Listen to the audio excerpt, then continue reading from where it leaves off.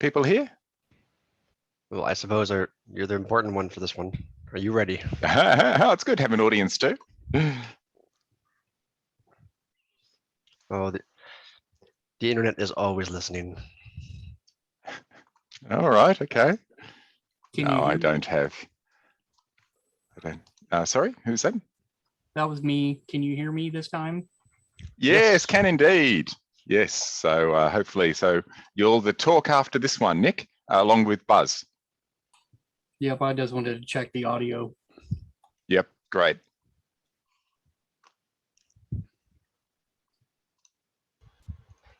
Yes, I'm here as well.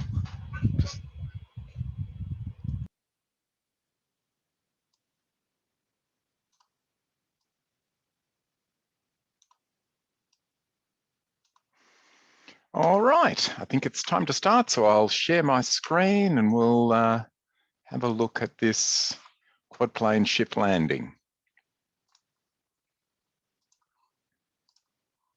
All right, can you all see that now? Yes, we can. Excellent. Okay. All right. So a bit of a history on this project. So this is an effort that started in 2020. So Leonard Hall and I worked with SpectreWorks, and really appreciate the support the SpectreWorks gave to this effort.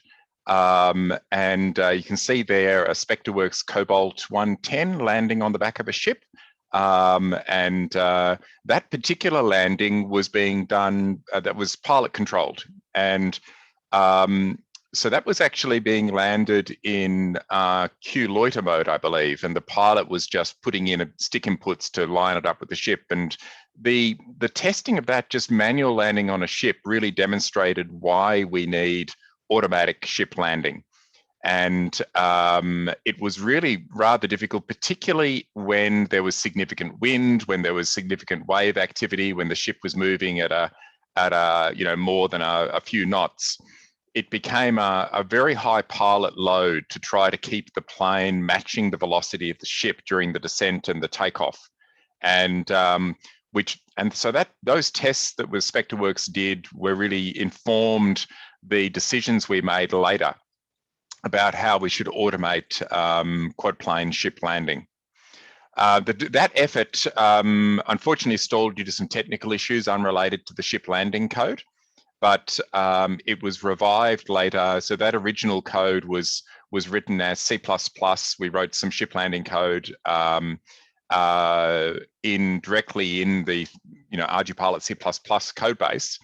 And later on, we switched to a Lua script, and that's what I'll be describing in today's talk. So we also learned just how important it is a really good ship landing beacon setup. It's getting your radio set up on board the ship is absolutely critical, and that became very, very clear from the operations studio of SpectreWorks.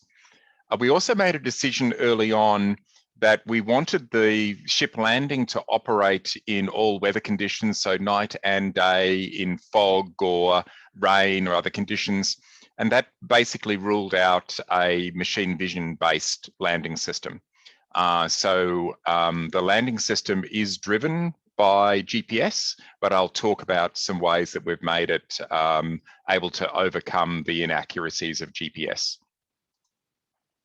All right, so first of all, a bit about the simulation. So we've got a number of simulation systems available for working with ship landing, and added this quite early on. There's a parameter which is in the standard RGPilot, and this works for both copters and planes.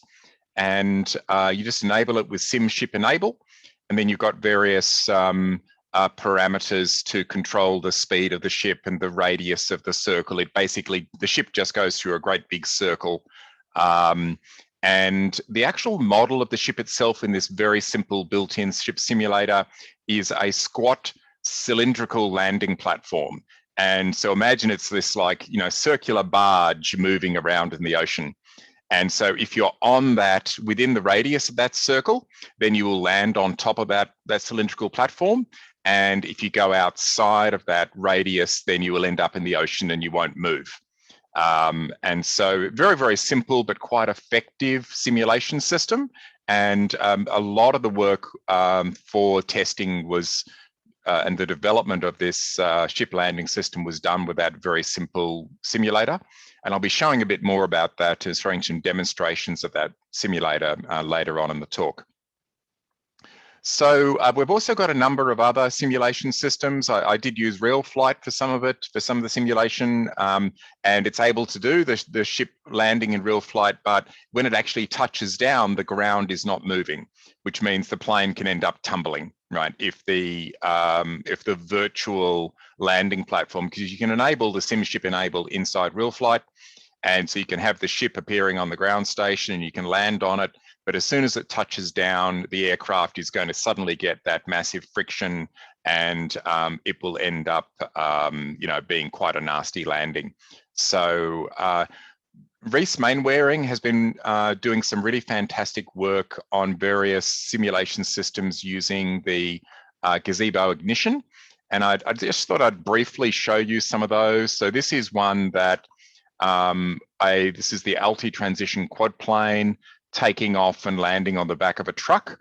And so I showed this video some time ago. I'll just fast forward through a little bit because I want to show some of the later ones. So this was the original truck. So Rtl rover is controlling the truck. And in fact, there's two pieces here. The rover controls the cabin up the front, which is articulated to the trailer.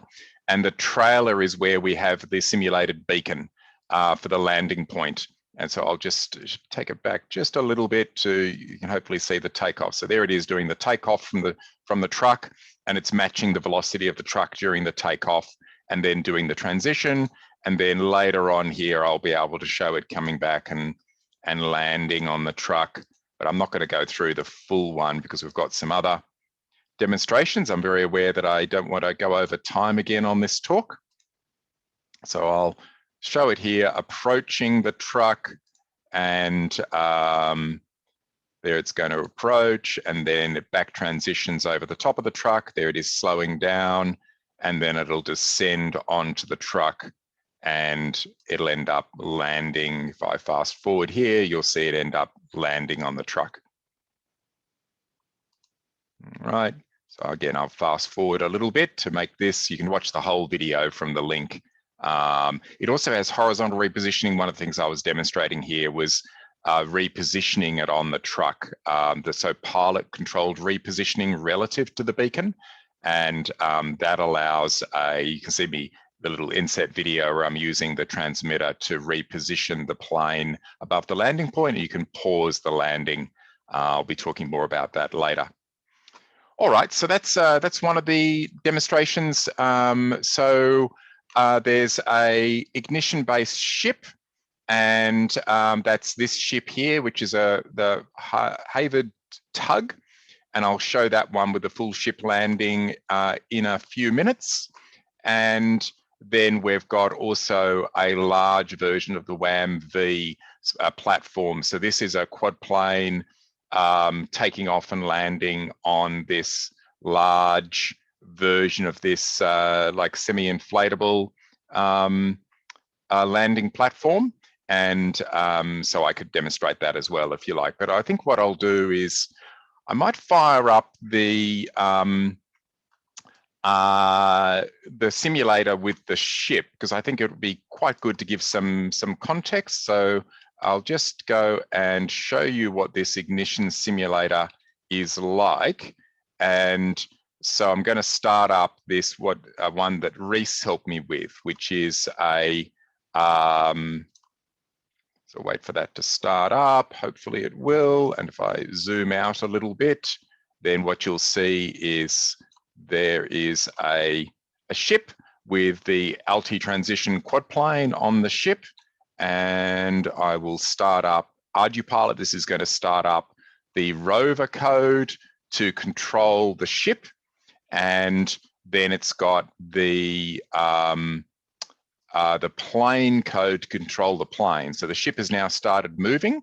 And so it's now heading off there into the distance, and it's going to start doing a great big orbit. And so what I'll do is just give you a quick idea what it's like doing this sort of simulation. It's very, very handy. So I'll start the plane doing a takeoff. So we can see there the quad plane doing a takeoff from that ship. And it's going to take off to an altitude of 40 meters. It's important when you're doing ship landing, takeoff and landing, that you take off to a high enough altitude to get past the superstructure of the ship. And because, I mean, this ship is relatively simple with all of the masts and things at the front of the ship. But some ships have masts at the back, masts at the side, quite complex antenna systems. And those antenna systems on some of the big Navy ships, you know, might be worth millions of dollars, and you really don't want to run into those. So I'm just going to show you, just to keep low time, I'll tell it to come in and land immediately. So we see here the quad plane, and it's going to go into an orbit at an angle of 60 degrees. And I'll talk about those approach angles and things in a little while. So it's going to go into an orbit there, and when the orbit, the tangent of the orbit is lined up with the landing point on the aircraft, it then starts the approach. So it's now doing the approach to the ship. And so if I can zoom in, I'm not very good at manipulating the viewpoint in ignition. I'm still sort of getting used to the controls, but you'll see it there approaching the ship, and it's now going to slow down and line up above the ship here, and then reposition itself, taking account of the velocity of the ship. It's a little bit hard sometimes to see how well it is lined up from the 3D view. So it's now starting the descent, and it's quite a slow descent. So if I zoom in there, I might actually show it from the side. It might be clearer. All right, so there we have the Altitransition quad plane descending onto the ship here. And it's matching the velocity of the ship. And now at this point, I could use pilot reposition. I won't do that because it takes a bit of time for me to sort of demonstrate it. So I'll show that more in the other simulator in a minute. But you'll see it coming down and then landing on the deck of the ship. And it might be easier to look at it from the back now to see that it has actually gone quite well centered on the ship. And so it lines itself up, comes in, and eventually lands. A little bit of wandering about there. And the throttle is now going to start coming down as soon as it touches down. So the throttle is now low, so it's touched down. And I'll just see if I can zoom in on that a little bit. You'll see that it's now steadying itself there. The motors are now off and it's disarmed. So it's done a successful landing on the ship there. All right, so I just wanted to show you that. Many thanks to Rhys Mainwaring for all his effort creating the ship and the modeling and the waves modeling with the ocean and integrating that with the Altitransition quad plane. I think this is actually this type of thing. These ships are going to be very useful for the rover and boat simulation as well. So I hope that Randy will get some good use of this in the future with the rover code. All right, so I'll just close that simulation. Unless there's any questions, I'll close that simulation. Nope, okay, so I'll close that one off, and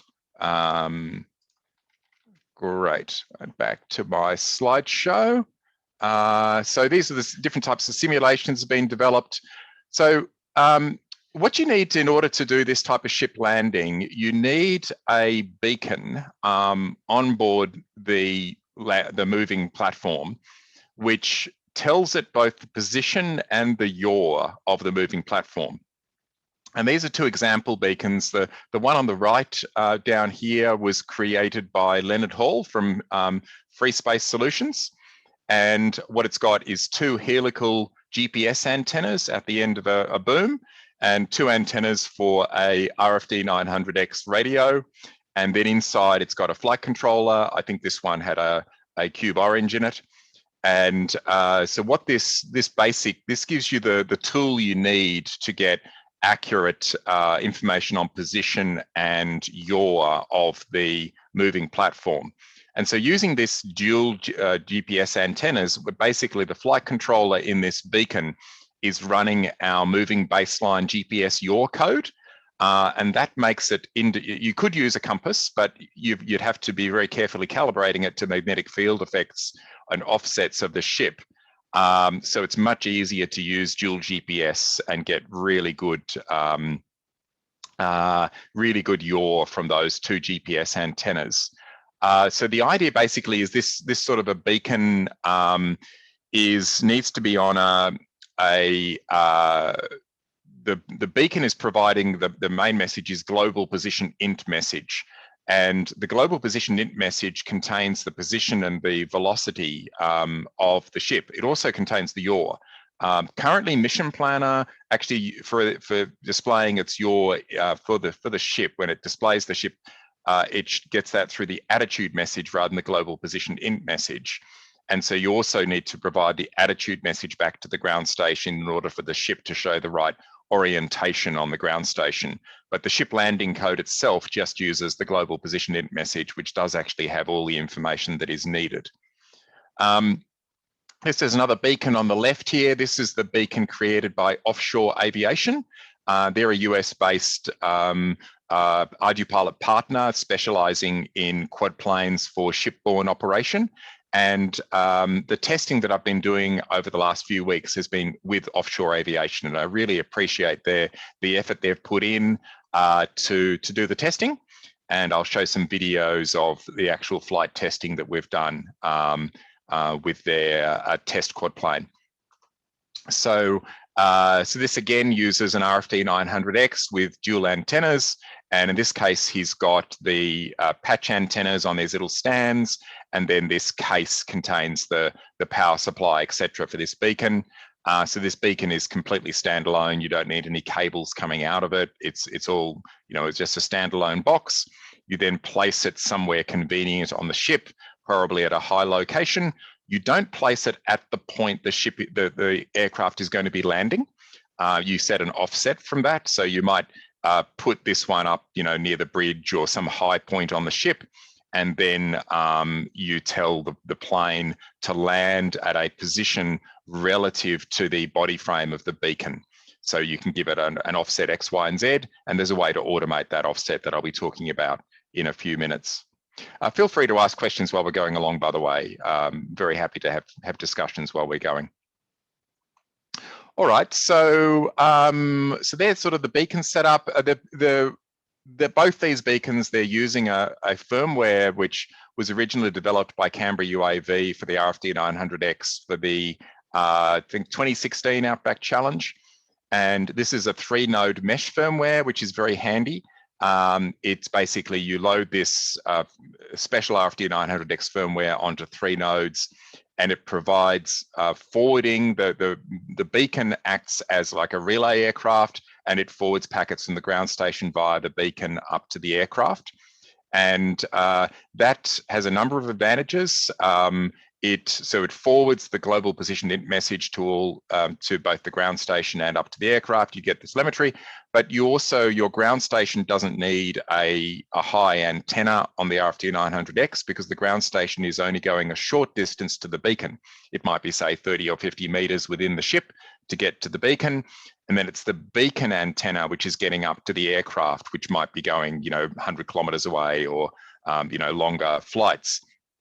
And so that provides a very convenient way to set up those radios. You can also use, you can set up the RF design firmware can be configured to do this. It's just not quite as convenient, and it's not quite as efficient as the way the 3-node mesh does it.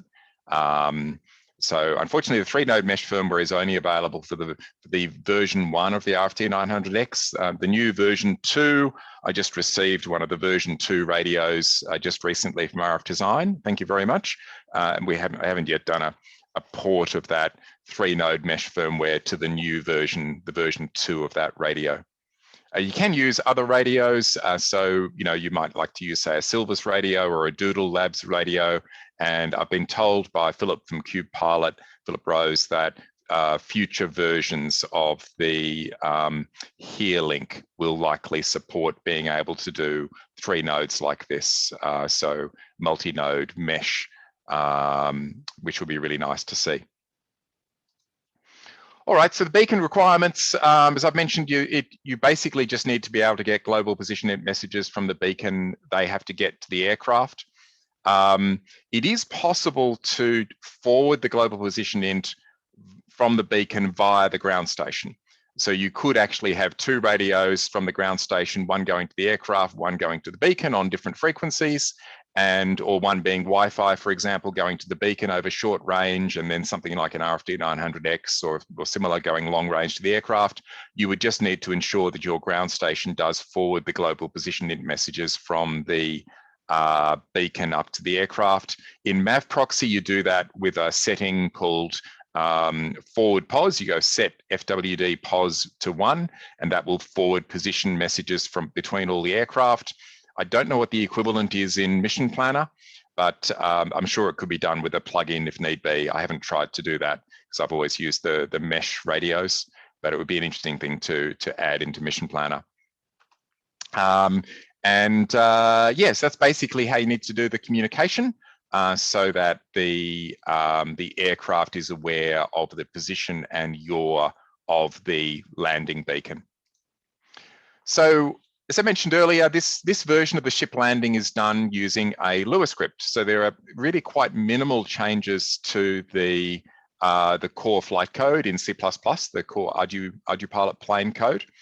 And instead, all of the business logic of the ship landing is done as a Lua script. And this is something that I'd like to see more of in features for Pilot. Particularly features that are only being used by a really quite small subset of our community. It has a big advantage that it's easy to modify this script for the particular operational requirements. Ship landing is something where you'll frequently want to change the behavior, how it does the hold off, how it does the approach, how you do the abort, how you handle the user input from the pilot in charge, etc. And it's very easy to modify this Lua script to have different operational methods without having to wait for a new release of the plane code. It allows it to evolve very quickly. So I'm fully expecting that different vendors will evolve this script to be suitable for their particular aircraft and operational procedures. Basically meeting whatever the safety case is that they might have made to a regulator, they'd be able to modify the ship landing Lua script to be able to to cope with those requirements. The script is set up for robustness. So for example, it does do the exception catching so that if the script had an error and died, it would restart. And it's deliberately set up so that it can recover its state information. So in the middle of the flight, you could ask it to restart scripting if you needed to, and it would recover its state appropriately and keep operating correctly. The script itself, of course, we try not to have any bugs in it, but that type of it's relatively easy in Lua, if you think about it when you're writing the script, to make it quite robust in terms of its state handling, to be able to restart or handle an exception which kills the script and it restarts automatically. And that allows to make a fairly robust feature add-on for the Pilot. So there's 3 key parameters. It takes advantage of the ability to add parameters in Lua scripts in 4.2. So you've got a parameter ship enable, which is set to 0 or 1, that just turns on ship landing. And I have thought about adding an RC switch, doing that as an auxiliary switch option, so you could turn it on or off. You might, for example, want to take off from a ship, land on the ship, and then on the same, after doing that landing, go back and land on dry land. So you might like to have like an auxiliary switch to turn that off. You can just change the parameter on the fly if you want to, but it might be more convenient to have an auxiliary switch. Or I've also thought about having a plug-in for Mission Planner, which adds an extra pane with some controls, with like a ship enable on/off button, and controlling things like the landing angle and other parameters. I think that'd be quite nice to have a little ship landing plug-in pane, just to make things easier for users. So the second parameter is the ship land angle, which it's the approach angle of the aircraft to the ship relative to the rear of the ship. And I've got some diagrams on the next slide explaining how that works. And finally, there's this ship auto offset, which gives you an easy way to get the correct offset between the landing point and the beacon. And that makes that very easy. We discovered in the operations we were doing with SpectreWorks, so that was surprisingly hard to get right. When the beacon is at the front of a very complex, it was a Navy ship and it was right up the front, and then it's quite a long run from one end of the ship to the other, and you're trying to get a tape measure around corners and down decks, and you're trying to work out how to measure that. It was quite surprisingly difficult. So we now automate that. We've got a very easy way to get that correct position. All right, so this is the ship land angle. And so this is a parameter that controls the approach angle to the ship. And this is very important for, because the superstructure of the ship, you always want to be approaching the landing point on the ship from an angle so that if you decided to, for example, take over in fly-by-wire array or cruise mode to do an abort, there are built-in abort mechanisms in the ship landing, but you might decide that you just don't trust the ship landing. You're now going to go straight back to manually, pilot-controlled flight. You want to make sure that the plane is always orientated so that if you do flick to, for example, fly-by-wire array, that straight-ahead flight will avoid the superstructure of the ship. And avoid any cables or stays or masts or anything else, because if the plane hits the mast, you'll not only destroy the plane, which is very expensive, you may well damage or destroy the mast, and that could be quite disastrous on a large ship. But I'll just show you the operation of this. So in the built-in simulator, what I'm doing now is I'm just firing up the built-in ship landing simulator.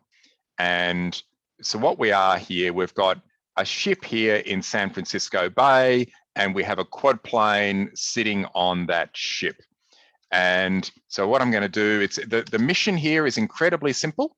So this is the simplest mission you use with a ship landing. It's just a VTOL takeoff, and that's it. So the takeoff will go straight up while matching velocity with the ship.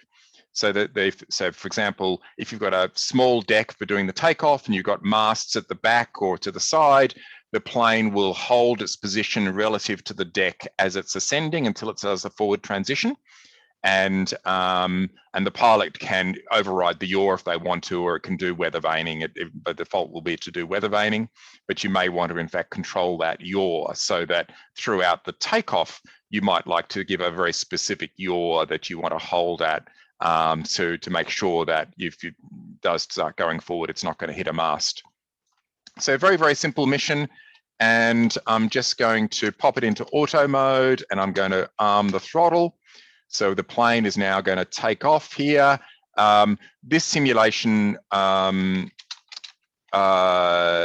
so I've just put the throttle up. What that does is that puts it in this hold position. And I'm running this with a 3 or 5 times simulation speed up. One of the advantages of built-in simulator is you can run it with a speed up. If I was using the ignition simulator and trying to demonstrate the features I'm going to show now, it would just take too long for a talk like this, because it's actually only runs at about 25% of real time, whereas I'm running this at 3 times real time. All right, so what I'm demonstrating here is this ship land angle. So we've got a parameter. So the ship land angle is the angle relative to an approach from the rear. So 0 would mean if I set that to 0 now, then it will now move this landing point so that the tangent of the circle, it's really a spiral that it's doing, but the tangent aligns with the landing point. And so you can see that there is a point here in the flight where if it transitioned right now, it'd be straight ahead and land on the ship. And so as we change this angle, so if I change this to say minus 60 degrees, then it'll go and change this position that it's orbiting here, so that again, the tangent lines up with a 60-degree angle into the landing point. So that's the tangent, the approach tangent, as opposed to the tangent going on the other way. So the approach tangent lines up at 60 degrees. Now I can also, if I control the RTL radius, I can make it do either a clockwise or a counterclockwise orbit. So the RTL radius is the size of this circle that it's doing. And I could now set that to minus 100, and the plane will now turn around, but it also moves the orbit point so that again, the tangent lines up. So here we're just coming up to the tangent there now, that lines up with the same 60-degree mark, but this time it's orbiting in a counterclockwise direction. All right, so now I can change the ship land angle. I could make that say, 135 degrees, and it'll now fly over here. So you can change it while you're waiting. So it's now going to fly over here, and it'll mean that the orbit is now lined up with 135-degree approach angle. So this gives you some really flexible way of controlling the hold off. So the plane is in, at the moment, what's called the hold off maneuver, where it's holding off behind the ship. The idea is you do the takeoff, you fly off and you do your operation looking for whales, looking for illegal fishing vessels, whatever you need to do. And then you tell it to RTL to come home. So it's actually in RTL mode at the moment. And when the ship enable is enabled, the ship landing Lewis script takes over the navigation of the RTL and makes it start doing this spiral orbit. And it holds there until the pilot tells it that it should come in and land. And the idea is you can prepare the landing area, make sure there's not too excessive waves on the deck of the ship, that there's nothing, no obstructions, no nets or crew people in the way. And it's now flying in fixed wing, which is nice and efficient. So on a petrol quad plane, it would be, using its internal combustion engine, so it's not chewing through battery very rapidly. But even with an electric quad plane, it might be only drawing a few amps here because it's not sitting there in hover while waiting. What's the hold-off distance? Hold-off distance is quite a complex calculation. So it depends upon this RTL radius, right? So if I change this RTL radius to minus 200, then it shifts it. But it also depends on the speed of the ship, the air speed, the wind speed, the Q-trans decel. So basically what it does, it's a multiplier on of a factor of 2 on the distance that it requires to do the VTOL landing. So because what it's going to do is when it starts the approach, it'll start it as a fixed wing approach, and then it will do the usual air braking, followed by position 1, position 2, land descend, right? Which we do, all the quad planes do for their landing procedure. And what it does is it places the orbit point at twice the distance needed to achieve that nicely based on the parameters you have for your aircraft, which means it's not just a straight distance because it depends upon the wind. The distance will actually vary if I add some wind based on the direction the ship is going. It has to shift that along. Does that make sense? Yeah, and it's at QRTL alt?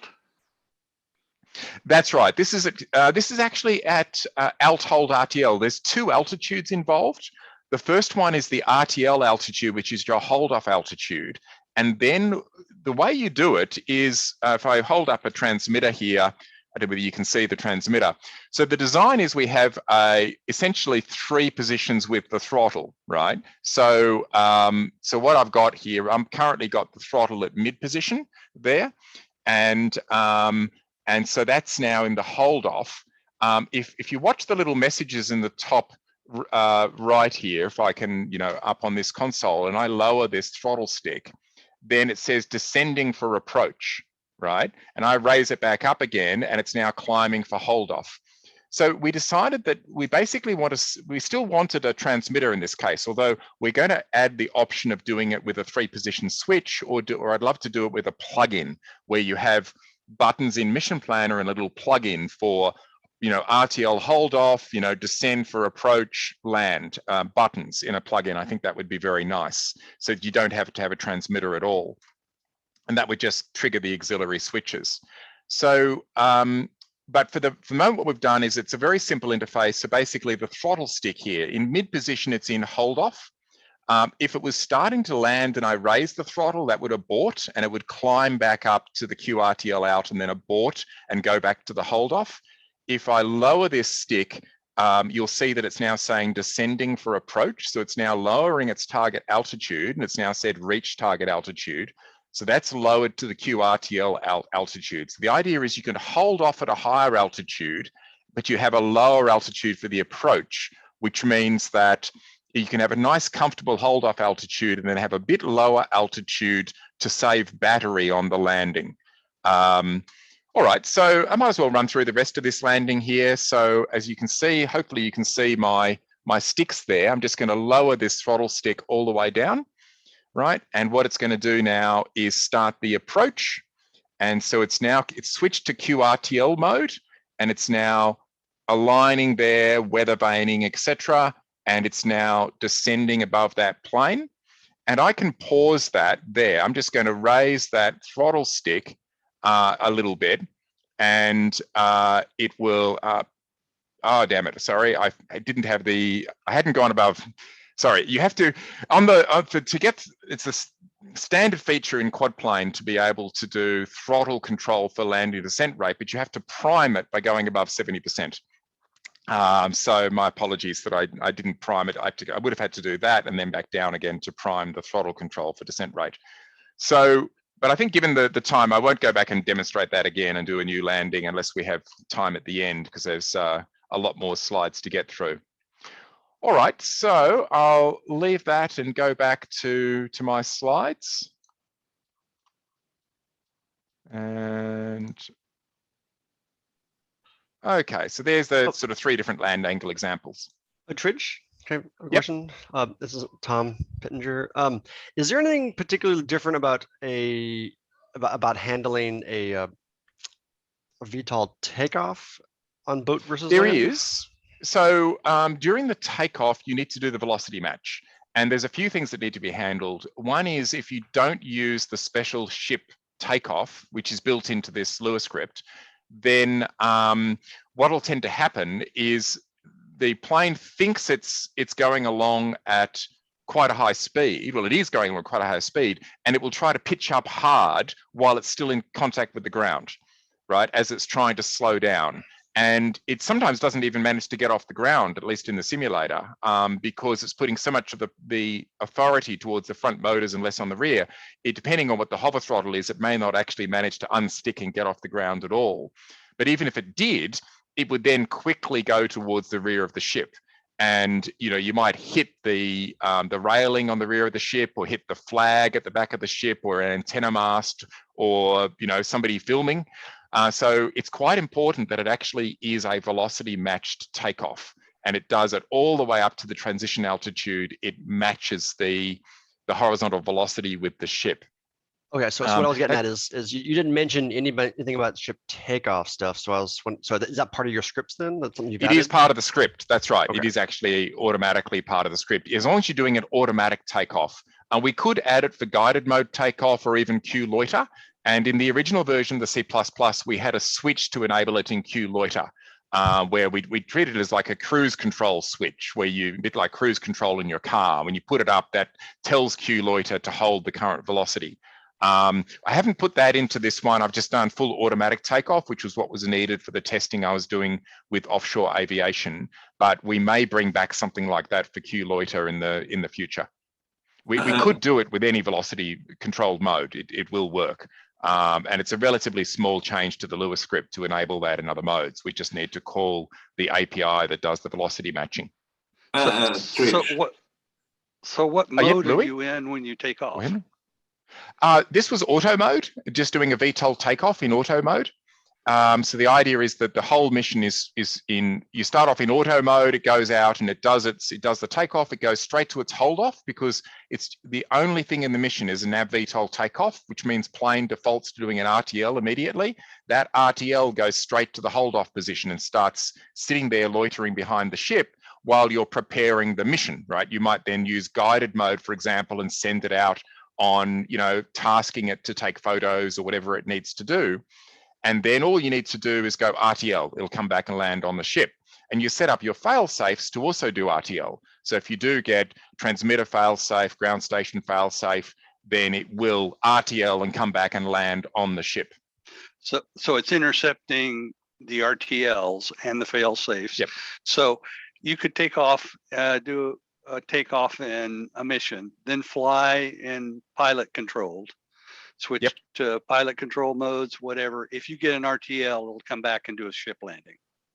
That's correct. Yes, it'll come back and hold off until, if your throttle was low, it would come back and do the full landing. In fact, if you have an RC failure, then we will treat that as low throttle and it will come back and do the full landing.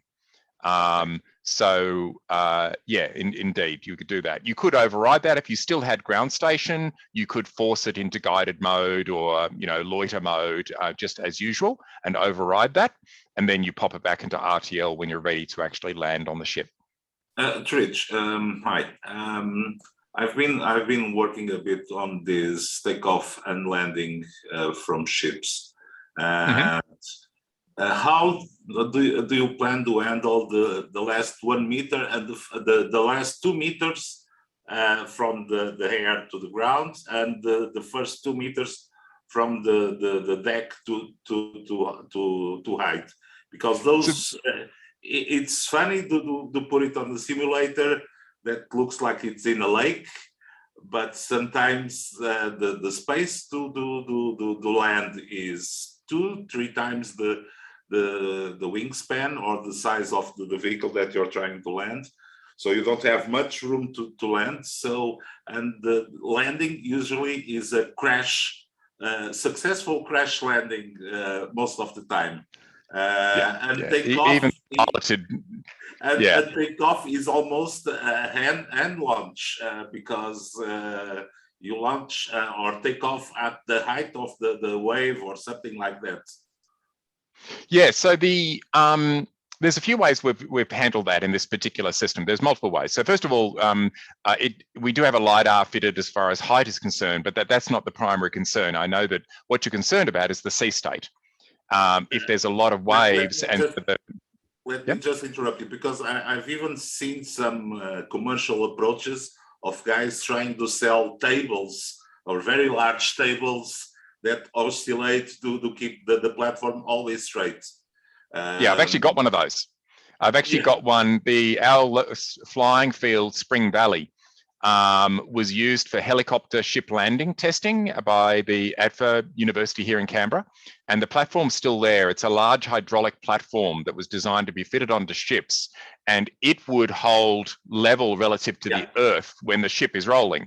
So I've actually got one of those platforms, but it hasn't been used in many years. Those platforms don't work. Yeah, they're difficult. This was part of a research project to do that. I could show you some photos later of this this hydraulic landing platform. But no, what we decided to do is much simpler than that. One of the main reasons we have the ability for the pilot to control the descent rate and to pause the descent is the idea is you bring it down to say 3 meters or so, and then the pilot can pause. And it'll just hold the height there while holding the velocity match, right? And it'll just go above that landing point, holding its velocity until such time as the pilot in charge judges that it's the right point. Now that will include, is there a huge wave washing over the ship right now? And it'll also include where you are in the period of the waves as far as being at the right point so that the deck is going to be fairly level. So the idea is that this, that will still take some pilot skill. Obviously, in low sea state, nice level seas, no problem at all, right? Once you get large waves, you will still have a human making that final decision as to when that actual touchdown happens. And they've got a very, very easy way of doing it. They're not having to fight the controls and do the velocity match, and they're basically, you're not getting pilot overload. The pilot, in fact, can just set mid-stick and it holds, and they can have a sip of their cup of coffee and get ready, waiting for the right moment. And they say, okay, now's the right moment. If we descend right now, it'll come down level. And they just go, they push that stick down and it descends and lands. And it does it at the land final speed. So basically, we think this is going to be very, very easy for the pilot to do. The pilot also can reposition, right? And so the pilot can say, no, I don't want to land right there, right? There's some little bolt or something on the deck I'm going to hit or whatever. Nudge it a little bit to the right, a little bit to the left, while still maintaining that velocity matching, right? So they can pause, putting the throttle in the middle. So they just go, throttle to the middle, then it's paused, and then they can, move it a little bit to the right, a little bit to the left, a little bit forward, a little bit back. This is a mode 1 transmitter, so throttle on the right.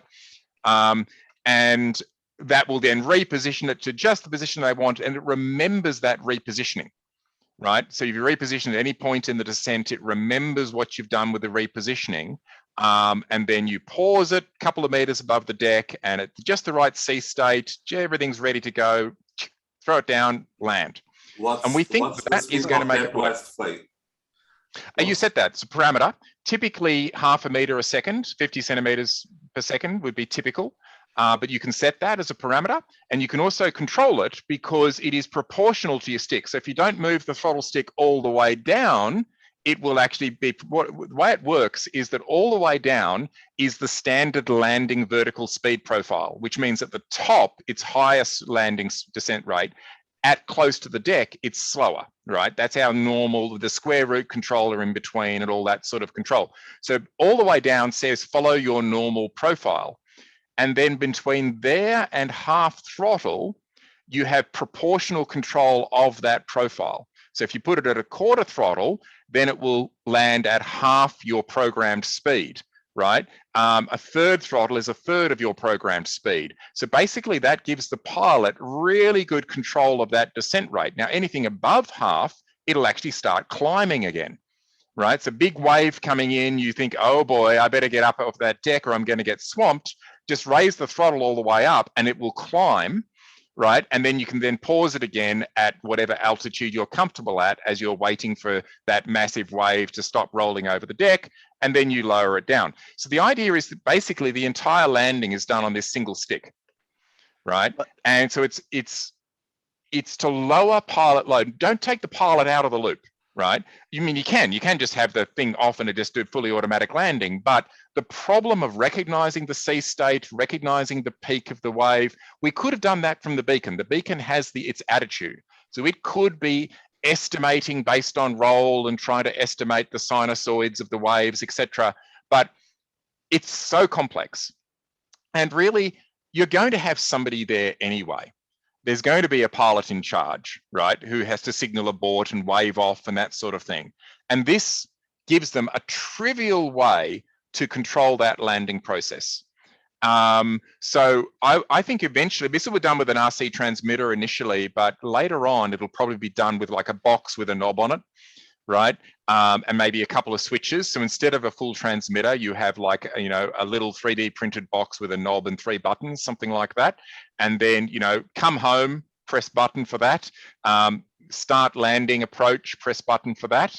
And then just either a stick or a knob for that descent rate, climb rate. And that gives an incredibly simple interface. And it leaves the human that has the full situational awareness with enough control to give a really good landing. So if the vehicle's acceleration rates are being approached by the positional changes of the ship, in other words, heavy seas, you're kind of hosed, right? Because it does do smoothing, and it applies those limits and those jerk limits and all of the shaping and stuff that Leonard has done. But yes, obviously, if the ship, I did have the problem in the simulator sometimes where the ship, I had a hard over on the rudder and the ship would sort of go sideways in a crazy manner, and yeah, I mean, the only thing you can do there is raise the throttle stick and abort and wait for the ship to settle down. But yes, clearly, if aerodynamically the aircraft is unable to keep up with the ship, it's not going to land on it. So, and what you were saying, to have the integration of the wave period and all that with the beacon could also be used for the automated takeoff, because Yes, with it could hold off. Yes, because but takeoff in rough sea can also be as challenging as landing. Oh yes, it can indeed, and I've seen some videos of piloted full-size helicopters taking off and landing, and it's quite incredible sometimes the how difficult it is. But the easy way to do it is you put it in auto mode, but you don't hit arm until it's in a reasonable state. It's at the point on the waves where it's reasonably level, and there's not a massive wave washing over the deck. And then you say go, and the takeoff happens. I mean, within a fraction of a second, it's clear of the deck. So I think that's actually very easy to do. You just have that button. Another thing worth just pointing out, that the beauty of doing this as a Lewis script is that a company is able to say, look, I would like to just have a little pause in my Lewis script that waits for the deck to change direction from moving up to moving down again, and trigger the takeoff at that point.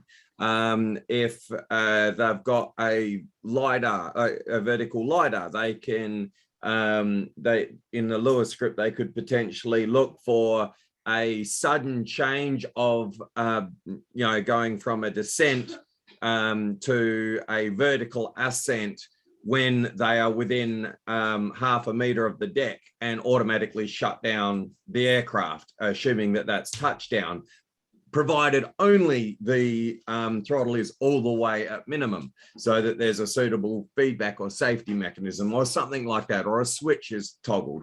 So although this is the this is the basic bare minimum implementation to allow a deck operations for a pilot to integrate with deck operations, permission to land, permission to take off, and all those things.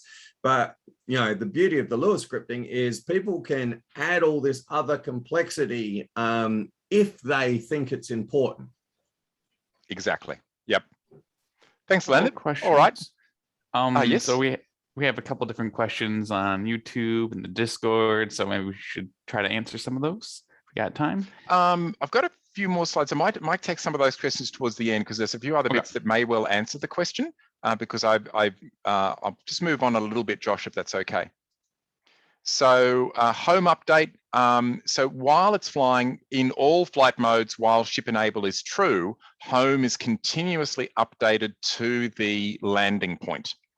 And this is actually a really good way to tell that everything's working, right? Because you see your ship on your ground station, and you see the home point. In the case of Mission Planner, it's a green dot like that, the little green pin. In the case of Mav Proxy, it's this little home icon, and you see it moving with the ship. And that means everything's working, right? It means that the Lewis script is running, because it's the Lewis script that is doing that update. So it's quite a good way to tell. Plus, it's also, you can sort of see where it's going to come back and land. All right, so moving plankton takeoff. So this was what was asked. We've already discussed that a bit. So this is the simple VTOL takeoff and the velocity matching, but we've already discussed that a bit, so I'll just move on. So RTL behavior. So the details of it is when you enter RTL, the fixed wing approach is to a hold off point at alt hold RTL. I am thinking of making these separate ship hold alt and ship approach alt parameters instead of using these. I use these existing parameters, but I'm not sure it's necessarily the right thing to do. I think it might be clearer to put them all under the ship parameter space. So above 40% the throttle, above 40% throttle stick means to stay in hold off. Again, that should be able to be done as a 3-position switch or as a button. The hold radius in RTL radius, negative for counterclockwise. When you lower the throttle to between 10 and 40%, that means descend for approach. So it goes to the lower altitude, still doing the hold off, but at the QRTL out in meters. And that gets you at a more appropriate altitude to approach. So this altitude here, Untitled RPO, might be say 120 meters, 400 feet. And this one here might be say 30 meters. So you descend considerably ready for the approach. And that just gives, if you're holding off for 20 minutes, we're getting the deck ready for landing, you'd rather hold off at a higher altitude. So then you lower the throttle stick all the way. When it's below 10%, it starts the landing only once the tangent lines up the landing point. So it waits until it's in its orbit at the right altitude, pointing directly at the landing point, so it can go straight ahead and start the landing directly on the right point. As it's doing that approach, it actually changes flight mode into QRTL, and you get this announcement QRTL, and you see it changing doing that approach. All right, you can abort as well. So pause, reposition, and abort. During descent, you've got to enable the Q option to enable the throttle rate control. Then your throttle needs to momentarily go above 70% during the descent in order to enable that vertical position control. You can raise the throttle to climb, and if you get to QRTL out, then it'll go back to the hold off position. During the descent phase, you can reposition. You can use your sticks in body frame to reposition while still holding the velocity and tracking the ship.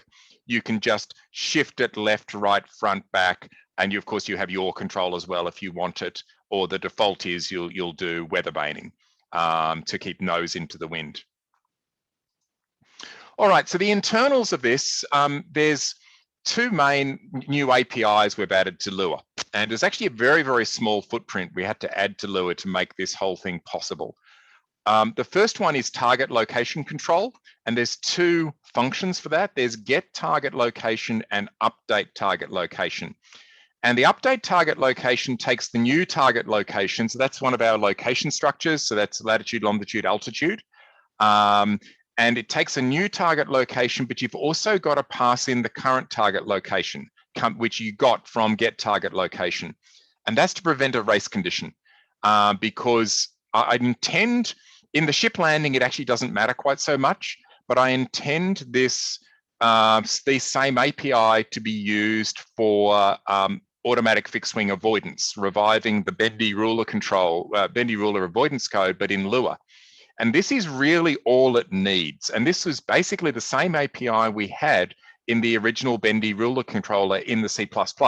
We had the avoidance thread talking to the main ArduPilot plane thread via these two functions, getting the current target location and setting it. But again, it had the same race condition avoiding system where you have to give it the new target and the current target. And if current target doesn't equal its current target, it will reject it. That's to prevent that race condition you get when you've got multiple threads doing navigation. So, so this is really setting the scene for doing a lot more sophisticated navigation in Lua scripts in fixed wing in the future. The second API is the velocity matching, where you call set velocity match. This only impacts VTOL modes, and this is what's used during takeoff to match the velocity of the ship during the ascent, so that as it's climbing during the takeoff, it keeps above the takeoff point. It just relies on the integration of that velocity vector to match the position. And similarly, in the descent, it gets a set velocity match during the descent phase to match the velocity of the ship. And we could easily call that during Q loiter mode or guided mode or other ones to match velocity in other flight modes. That'd just be a few lines addition to the Lua script to do that. So this is set up and ready for bendy ruler avoidance, which may well come in a future talk. So now I'd like to show you real flight tests. So this is a quadplane from Offshore Aviation, and they built a little trailer behind a truck. Unfortunately, the actual ship landing, so Offshore Aviation, as you might guess from their name, they're a ship landing and ship operations specialist company, and they've got their own ship, and they're going to be starting real ship testing of this code next week due to various weather and delays and things. They weren't able to do it before this talk, but what they did do is do tests with this plane on this trailer. And so I'll just show you this trailer test. And if I go full screen on that, can you guys see that all right with a full screen video? Somebody can see it? Yep. Yep. Good. Okay. Yep. So it's quite a long video. So 3.5 minutes. So I'll actually forward some of it. So we'll go to a part where we've got so the plane has already done the takeoff. I don't have the takeoff. That's actually an eagle going past. I don't have the takeoff in this video. I do have a separate video showing the takeoff, but it's fairly boring. It just goes straight up and it worked perfectly. So the more interesting part is the landing. And I don't know if the sound will come through here. Probably not. You guys getting sound at all on this? Because you can hear the plane approaching. No. Okay, No, well that's a shame. So Zoom only allows one source. It's a shame. If you watch the video yourself, you get the sound. So you can hear the plane basically approaching. The camera angle means you only get the plane at the end. Now, unfortunately, the person driving the vehicle, they ran out of space on the road. So the trailer actually gets quite slow towards the end. So it was only running at about, say, 2 or 3 meters a second at the end. So it was a relatively easy landing, although the size of the plane is about the size of the trailer, similar wingspan to the width of the trailer. That made it somewhat more difficult, but the low speed made it relatively easy. And so we'll be doing tests at high speed. We just weren't able to do high speed because there wasn't a long enough road to go on there. But you should see it doing the approach and descent very soon. It's around here, I think, that it's going to start the descent. So I'll just leave it to run there, and you should see the plane appearing any second now there above the trailer.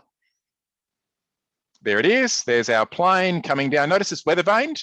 Now, unbelievably, there was about 16 knots of wind and side winds. It was a crosswind landing, and there it is. It's now touched down, and it's going to automatically disarm. The truck is now almost come to a stop here. They just ran out of road, but it was moving during the actual touchdown. And so then it'll disarm. There it is, disarmed, and we have finished a landing. So that was the first real tests of this new Lua script, and it was very, very successful. The first landing was off by about a meter or two, and the pilot needed to reposition because they're just using ordinary GPS for the positioning. So it can easily be off by a meter or so. The second one, the GPS is lined up nicely, and there was absolutely no intervention by the pilot at all during this landing. So fully autonomous landing on the back of this moving trailer. So we were really delighted to see that. And now we're going to be moving to this same plane on board a ship, hopefully next week. And then they're building up a monster quad plane. So large enough, he sent me a photo of the quad plane where his daughter is sitting inside the quad plane with plenty of room for her legs. So it's an enormous quad plane they're going to be using for a ship landing. So hopefully we'll have some nice videos of that coming up in the future. All right, so back to the talk again. Let's see, there you go. All right, and so that's the testing. Okay, so more discussion of this. There's a blog post here that gives you a lot more detailed instructions. And so this blog post is what you should read for the more detailed version of this talk on exactly how to do the setup and how to run it. And I'm not too far over time. That's about 1 hour. So we can now have those questions, Josh. Hey, sorry, I was typing away in Discord. Okay, I think you answered some of these, but let me just quickly go back. Possibly not. So what is the fail-safe behavior? I'm guessing this, they mean it differently than like RTL behavior to come back into and hold off in the orbit. Or like such in a ship to shore situation, could you use like a land waypoint? Basically in what is the fail-safe type behavior? So if you've got RC transmitter failsafe turned on, so what we call throttle failsafe, strangely enough in plane, then the behavior would be that it would come back, it would do one orbit until the tangent intersected, then it would come in and land immediately, right?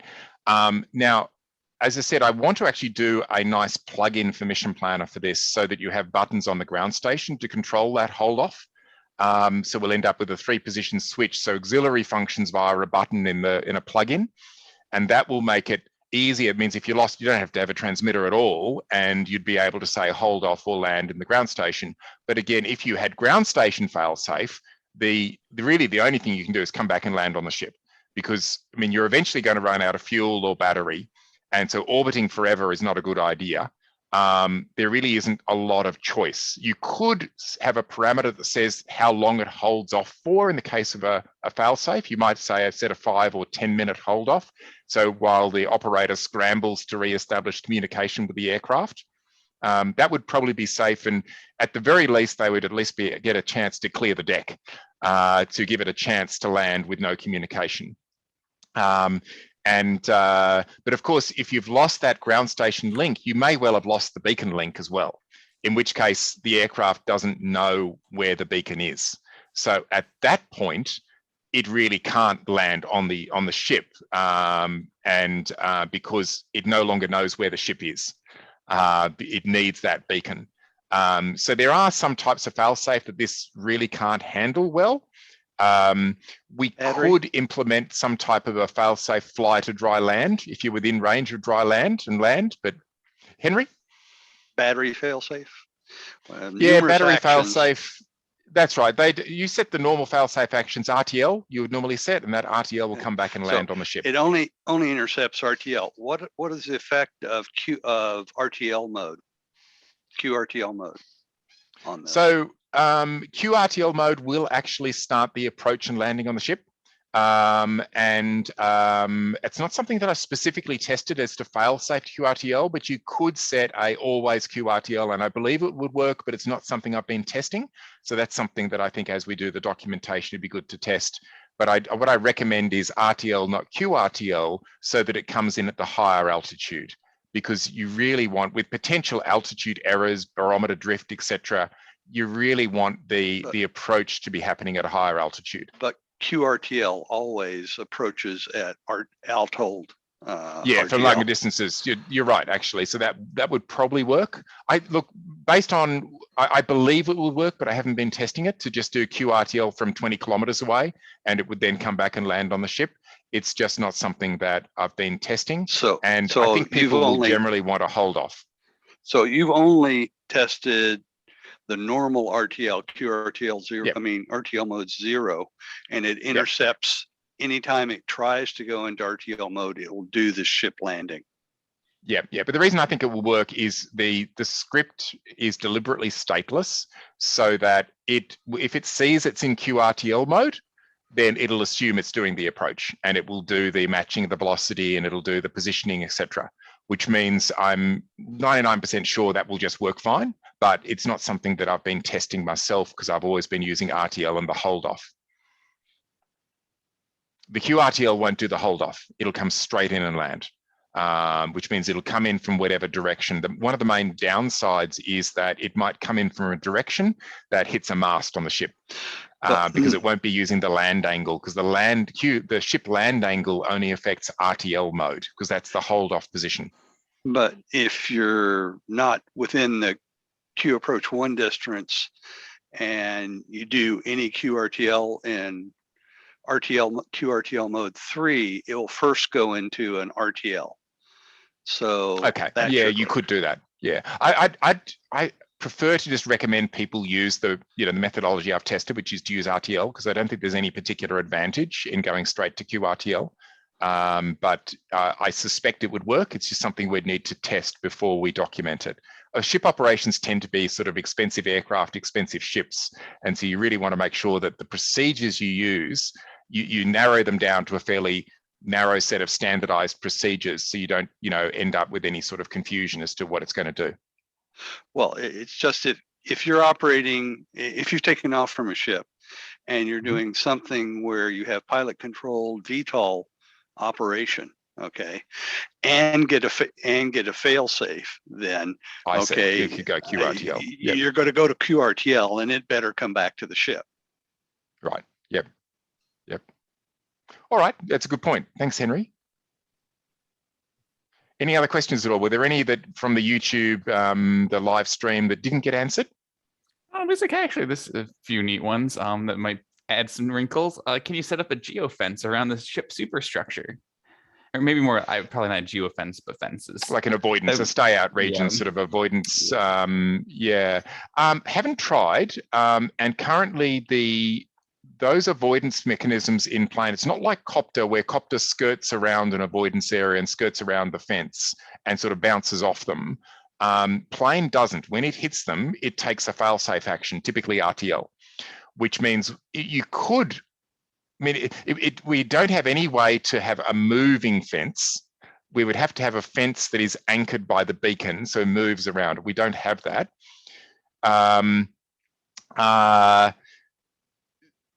Yeah, no, we don't have that. It would be possible to add such a thing. You know, you could add a parameter into the Lua script that says, you know, land at this offset, you know, 20 meters behind the beacon, for example. But if it gets within 5 meters of the beacon in this radius, then take the following action, right? And maybe abort landing or something like that. I don't know, but I haven't really thought about that. It's an interesting question. It's actually avoiding that superstructure is really just being done by procedures. That's by having that ship land angle appropriately set so that you approach from the right angle, rather than done by the code actually being aware of the structure. But yeah, people want to expand the script to do that sort of, you know, have a proximity or like a 360-degree LiDAR or something. Perfectly possible. Quite a lot of work, I expect. I mean, Any other questions? And I think you mentioned it. This hasn't actually, offshore aviation at least hasn't done it on a real ship yet. Because there was one question about, have you ever had any issues with turbulence from a ship underway? There certainly were in the early testing we did with SpectreWorks, where we're doing various ship operations. You know, that turbulence and the waves and things became very apparent as a problem. That's what really guided the solution we've got. And that's those lessons from those early tests with SpectreWorks was what led Leonard and I to come up with this design, where we didn't want to take a pilot completely out of the loop. We wanted somebody on the deck. I mean, normally, if you were doing, you know, piloted full-sized operations, full-size helicopters, there would be somebody on the deck waving those little round things, you know, wave off type flags, etc., to say, you know, are you okay to land? Are you not okay to land? Or abort, you know, this sort of thing. You tend to have somebody like that when you're doing ship landing, right? And if you were landing on a robot ship, which is this not really aim. The aim is to land on ships that have got a crew. Somebody in the crew will have that little box with a knob and be able to do those last bit of control. And we think that a human with, you know, Mark 1 eyeballs is the very best system for that situational awareness. You've just got to lower the load so that they're not having to deal with the velocity matching and the wind matching and everything else. So that all they need to do is that very, very simple decision. You know, is it time to do the final descent? Is it time to abort? Is it time to do the approach? And just they're basically just doing the staging of it and letting the autopilot do what it's good at doing, which is the stuff happening at 300 hertz and above, and let the human do what they're good at doing, which is understanding whether the operation is safe to proceed.